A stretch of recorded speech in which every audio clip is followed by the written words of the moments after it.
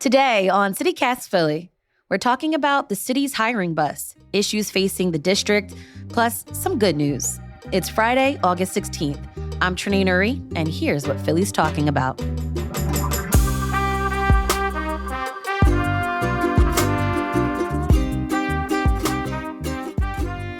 I love finding quirky news stories, and this one is definitely one that had me scratching my head. So Auntie Anne's, the pretzel company that a lot of us eat at if we're at King of Prussia Mall, Philadelphia Mills, downtown, maybe at 69th Street, or even at the airport. Well, they came out with a new perfume that smells like their signature pretzel aroma. It's called Need. And so the brand started selling this perfume this week. It's being described as a buttery, salty, with a hint of sweetness, pretzel scented perfume. Ernest Owens, editor at Eater Philly and political writer at large at Philly Mag, and Carly Citron, Philadelphia bureau chief at Chalkbeat, a nonprofit newsroom covering education. Y'all, if you were able to create a Philly perfume or cologne, what would be that scent? Ooh, that is, I was not expecting that. I know. I would, I think maybe the smell of a cannoli. Ooh, okay. I think that is a pleasant Philly smell. And that is like the really sweet, rich Italian dessert that you can find in like some bakeries in South Philly. Reading Terminal Market. Yeah. I would say that is a pleasant smell for Philly. Yeah. I wouldn't say, SEPTA on a Friday night. That's not what I'm going for. Schuylkill River scent candles. I don't think I want a Schuylkill River scent candle. Definitely not. Yeah. Carly, what about for you? I think I'd have to go with my favorite coffee shop in Philly is Vault and Vine on Midvale Ave. I love that coffee shop. And just the smell of like coffee and the plants that they have and just that combination of like earthy, like coffee smell, but also like greenery. I think that's my favorite smell in Philly. And if I could bottle it and wear it every day, I would. That's a good one. You guys had good ones. Okay. I kind of went in the direction of Ernest. So I was thinking we got to capture the smells of like the Reading Terminal Market, like the Italian market, but like on a good time. Cause sometimes it gets a little fishy smell down there. Yeah. And sometimes things are on fire. Yeah. It's not that good. So I was thinking we could do a combination of things. We can do like a warm vanilla scent to represent the bakeries at Reading Terminal Market.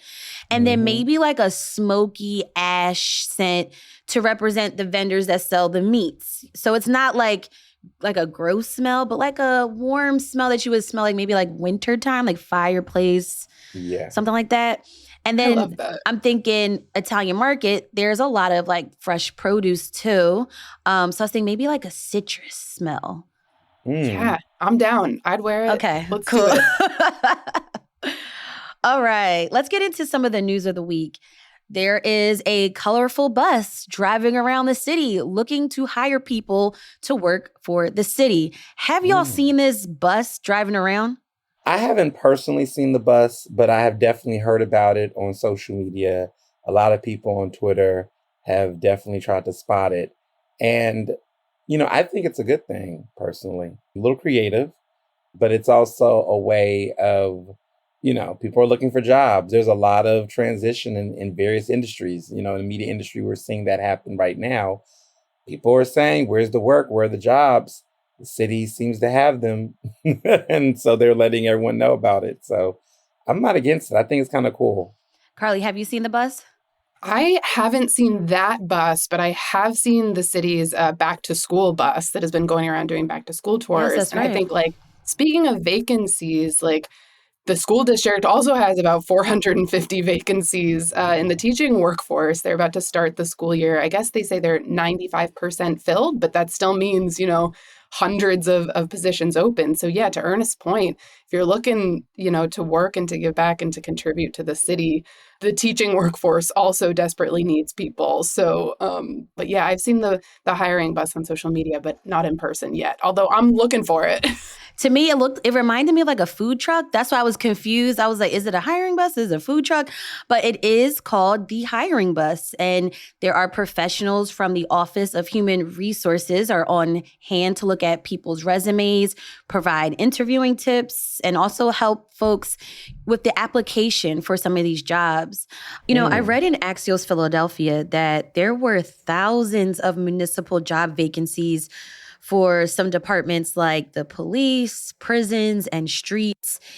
I mean, these vacancies were a huge problem even before Mayor Sherrell Parker got into office. So basically, do y'all feel like this is a good recruitment tool to get people hired in the city? Well, I mean, it depends on the type of job. I mean, it's no different than a job fair. A lot of times, I will see, sometimes with SEPTA, there'll be like a long line for SEPTA jobs. I'm just like, well, what would it look like if there was a bus with SEPTA jobs at a certain point, like kind of meeting people where they are in the community and providing it like that, in a remote way? It's cool. I think it's, look, whatever it takes to fill these jobs. I mean, because clearly just telling people to go online and click the link isn't hitting it for people. I also want to mention that early in Mayor Sherrell Parker's term, she dropped some of the degree requirements for some of these city jobs. Yep. Do you think that approach will help attract people to these vacant jobs? I would say so. I think for starters, when you look at the jobs that were being discussed that was requiring a degree, there were a lot of people that simply were like, does this really need that? I mean, in a city like Philadelphia, where we're talking about, socioeconomic disadvantages, I mean, sometimes the city's requirements, I was like, you don't need that to get that. Like, it doesn't require that. And I think her really taking the time to look at these jobs and seeing how hard they were for entry, I think that opens up the door for people to actually shoot their shot and get an opportunity. Because I know folks who, when I go to my barbershop, I'll hear people say, look, they're trying to get a cousin or a family member a job, but there's barriers like that makes it hard. So it's like, okay, if poverty is a major issue in Philadelphia, and we know that having a steady income with benefits helps alleviate that,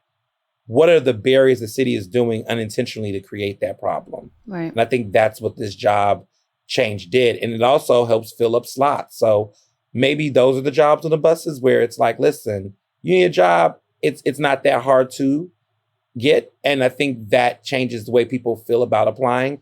One other point I wanted to make with this story is that I feel like it's still important, though, to discuss like wages and benefits and flexibility. I think those areas still matter for workers. And I hope that those conversations can be added into it as well. Just because of what we've seen in the past, even like 4 years, pretty much pandemic and onward, and how work has changed so drastically for a lot of us. The other side of this conversation too is the education side, right? It's like making sure that we are preparing our young people to enter the workforce, both through career and technical education preparation programs, but also through the basics of, can our students read enough to perform basic jobs? Can our students write? Can our young people kind of perform up to the demands of the job? And so I think that's also a space where our educational system, our public school system, really comes into play and works hopefully hand in hand with employers in the city. That's a good point. If you're on the job hunt, the hiring bus is making stops this weekend. On Saturday, it will be at the neighborhood block party at 6400 Ogons Avenue. And then it's making a stop on September 7th at the 35th Police District Unity Day at 5500 North Broad Street. Check out our show notes for resources about the city's hiring bus. More news of the week after the break.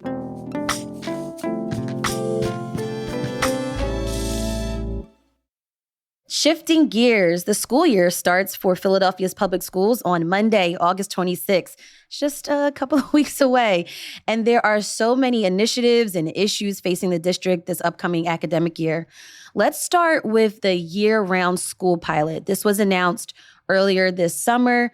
According to some reporting from Chalkbeat, 20 traditional district schools and 5 charter schools were chosen by the district and city officials to be a part of this pilot. Carly, we talked about this on the podcast a couple of months ago, but can you just remind us, what does year-round school actually entail? Yeah. I think the most interesting part of this to me is that Mayor Sherrill Parker, who made this her kind of, landmark education initiative, she was really emphasizing to everyone that nothing's really going to change. You're not, if you are a parent or a guardian or a family in the city and you attend one of these schools already, or you don't, you're not really going to see any major changes, right? A lot of the reason why these 25 schools were chosen for the pilot this year is because they're already doing and already have been doing a lot of these out of school time extra programming, things like before and after care services that involve academic enrichment or some like camp-like activities. So nothing is really going to be a big upset or a big change this year. So nobody should be, in a position of panicking, thinking, how do I opt in or opt out? Or how do I make, if I don't want this or I do want this? Basically, everything is going to remain the same. And so from the district's perspective, the idea is to kind of study how these 25 schools have been providing these services already.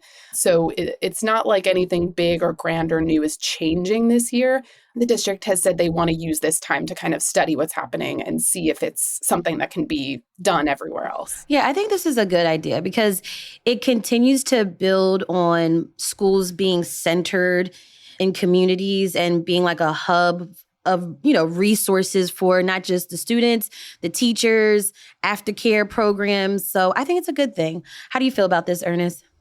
I am too. I think one of the things that is interesting about the city is that for some Philadelphians who find a way to critique a lot of these changes, we say that the current systems are not working, that there needs to be something, a major overhaul, something dramatic, something that shows that the city cares. Mm-hmm. And that's going to require things to be experimented. Like any major city that wants to change the way a culture is in some type of industry, whether it's tourism, whether it's education, public safety, you have to try different things. And I think in this regard, the city has done a lot of research, has really looked into things that could help with some of these larger problems.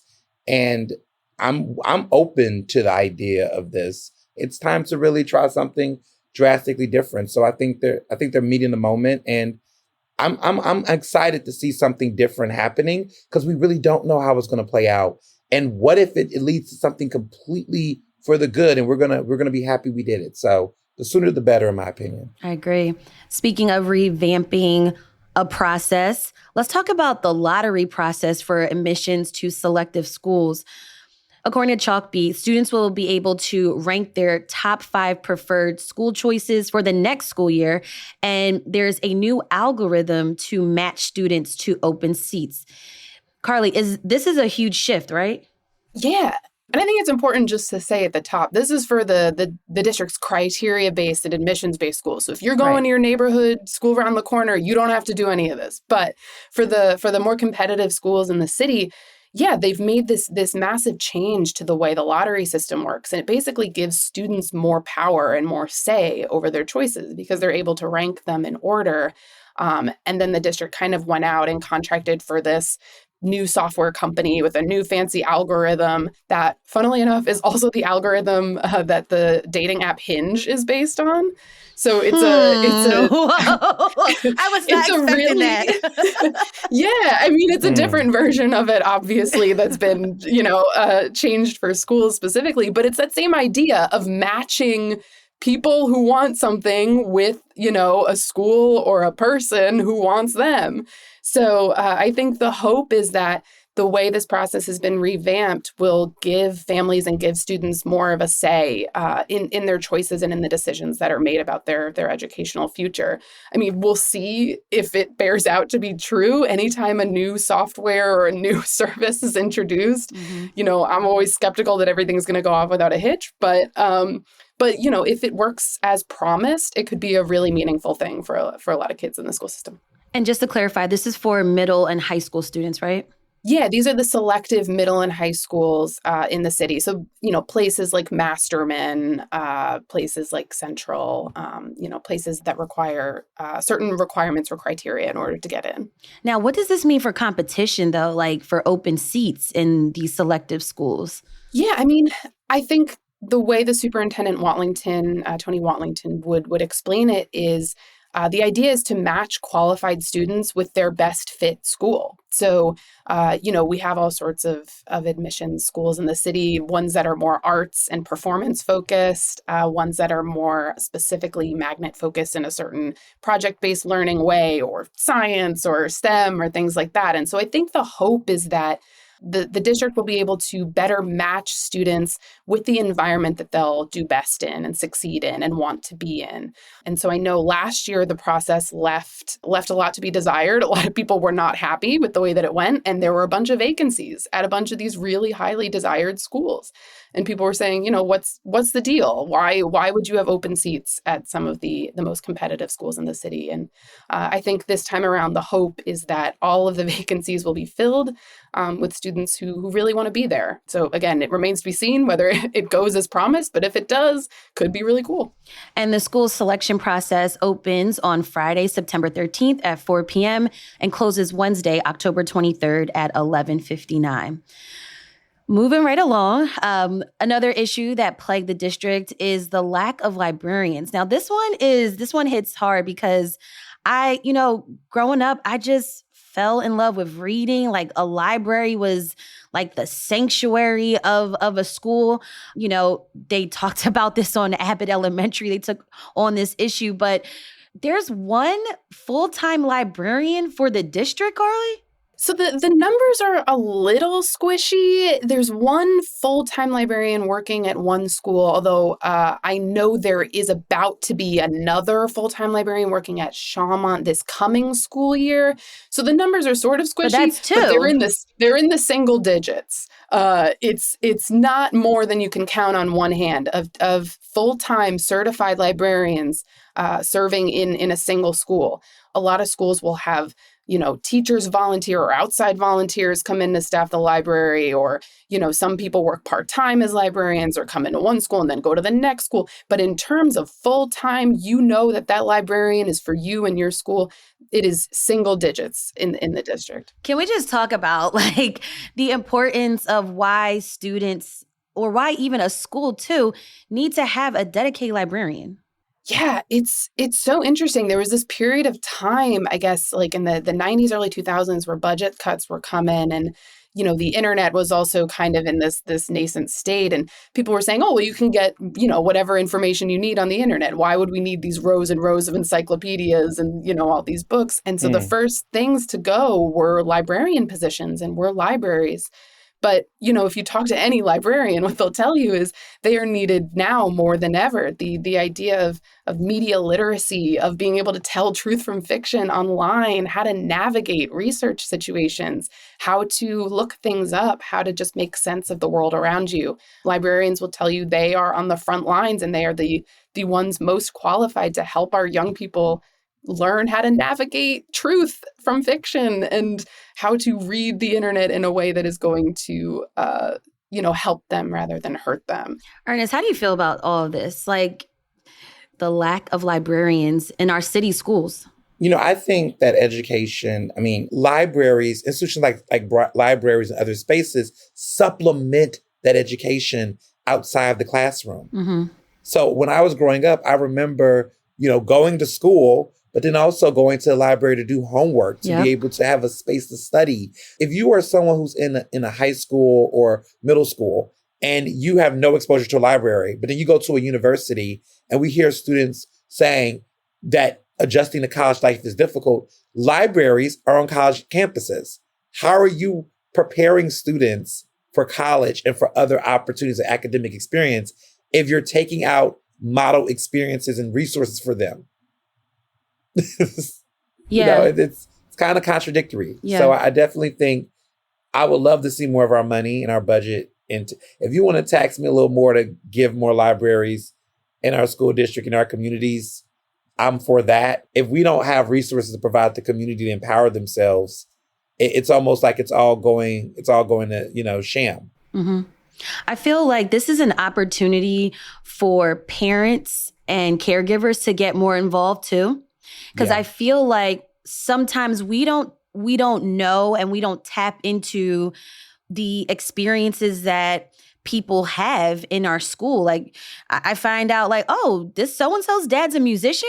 Oh wow! Like, why don't you like teach some classes after school for these kids? I just remember that story a couple of years ago. This was the parents and caretakers, people at the Jenks school. They reopened their library, and that story always stuck to me because it was just like a great example of how a community came together. They saw a need and a community came together and was like, no, we want this for our students. We want this for our kids. But Carly, what types of efforts are being done to add more librarians in Philly schools? Yeah, I mean, there's a lot of grassroots efforts happening. There's a lot of people advocating in their neighborhoods and communities. Reading captains are out there block by block trying to make sure that people have access to literacy. But also the school district and the Philadelphia Alliance to Restore School Librarians just recently got a $150,000 federal grant to basically develop a 5-year strategic plan of how to rebuild a urban school district's library systems.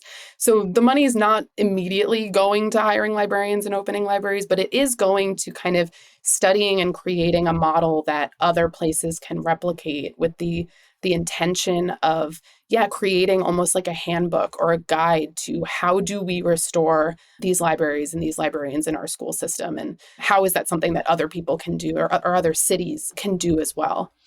Are there any other issues in the educational space that you're keeping your eye on for this school year? Yeah, this is a big school year. We've got brand new English language arts curriculum being rolled out this year that's going to focus more on the science of reading and how we teach young people how to read. So that is a big change from how we've done things in previous years. This is also the second year of new math curriculum. So students are really getting a completely overhauled set of lesson plans and curriculum this year.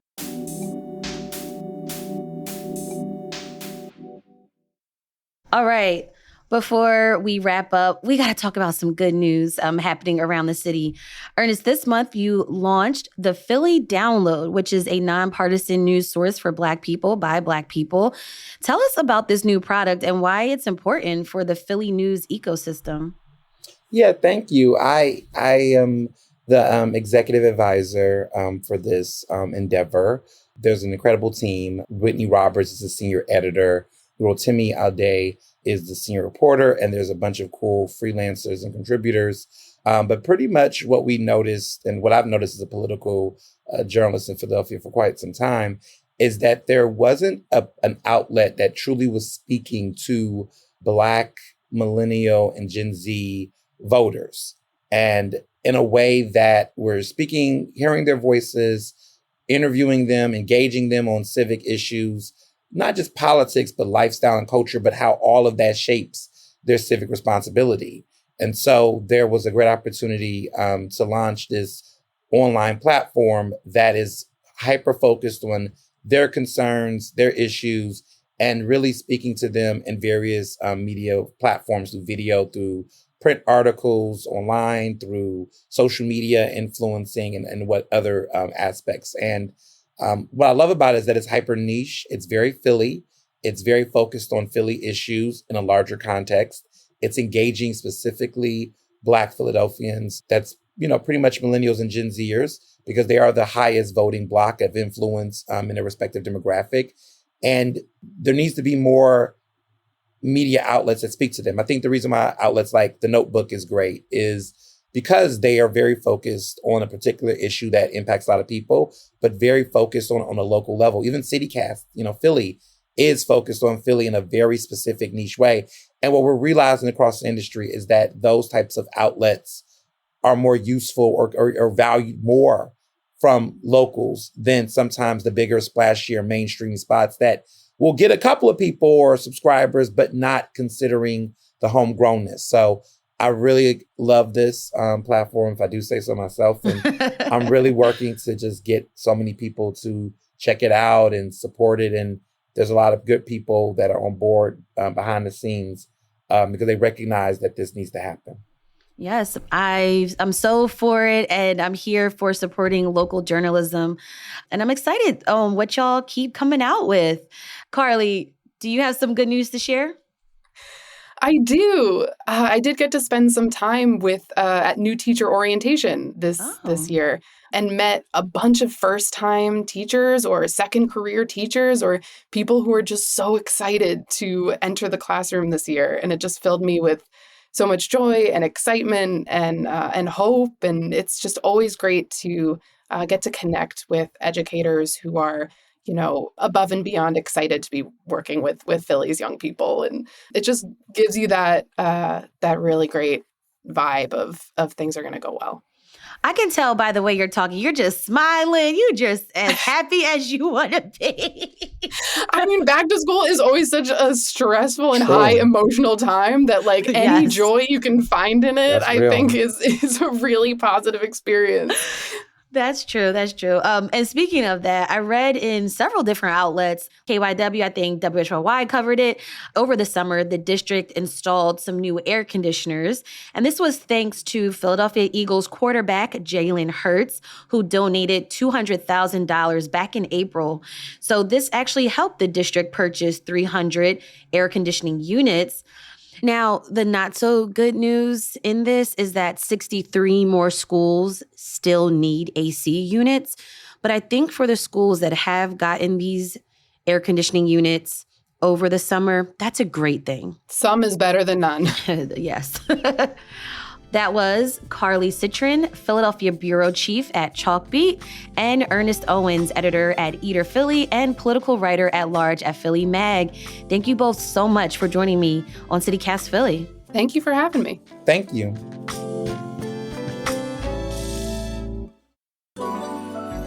It's time for the tip of the week, where we share a life hack for living in Philly. Speaking of education, Philadelphia College Prep Roundtable, an organization that helps with college access, is hosting in-person events to help new and returning college students with their FAFSA application.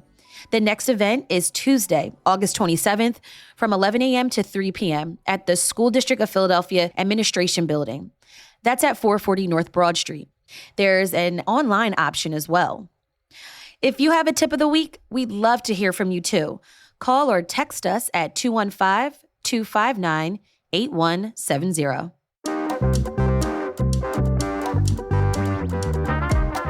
It's time to do some credits. Our producers are Abby Fritz and Lizzie Goldsmith. Our Hey Philly newsletter editor is Asha Prihar.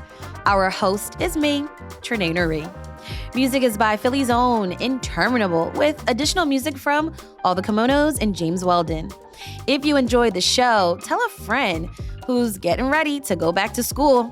Leave us a review and subscribe to our morning newsletter, Hey Philly.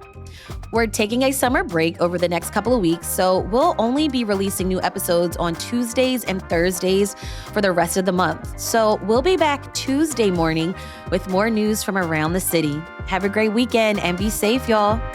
Bye. I'd also like to shout out CityCast's #1 fan, my real estate agent, Carla. Carla is always listening, and it's always great to hear from her after I've made an appearance on the podcast. Aw, that's sweet. Tell her I said hi.